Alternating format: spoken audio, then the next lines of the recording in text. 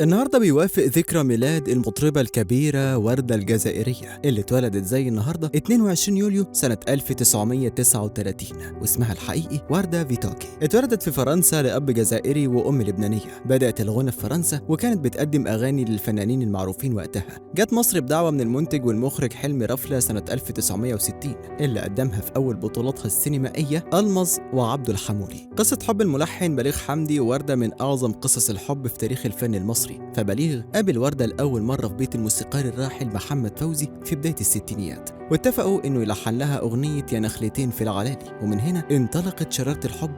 وقرر بليغ إنه يطلبها للجواز، لكن والدها رفض، فرجع بليغ مكسور وكتب لها أغنية العيون السود. اعتزلت وردة الغنى سنين بعد جوازها الأول، لحد ما طلبها الرئيس الجزائري هواري بومدين علشان تغني في عيد الاستقلال العاشر لبلدها سنة 1972، ومن بعدها رجعت تغني. فانفصل عنها زوجها جمال قصيري وكيل وزارة الاقتصاد الجزائري، فرجعت لمصر وانطلقت مسيرتها من جديد واتجوزت بليغ حمدي. وبدأت وردة مع بليغ رحلة غنائية استمرت رغم طلاقها منه سنة 1979. شاركت وردة في كتير من الأفلام، منها يا ليل يا زمن وحكايتي مع الزمان وصوت الحب. اتوفت الفنانة وردة يوم 17 مايو سنة 2012، وتم دفنها في مقبرة العالية بالعاصمة الجزائرية، ودي أهم مقبرة هناك. قول لنا إيه أكتر أغنية بتحب تسمعها للفنانة الكبيرة وردة؟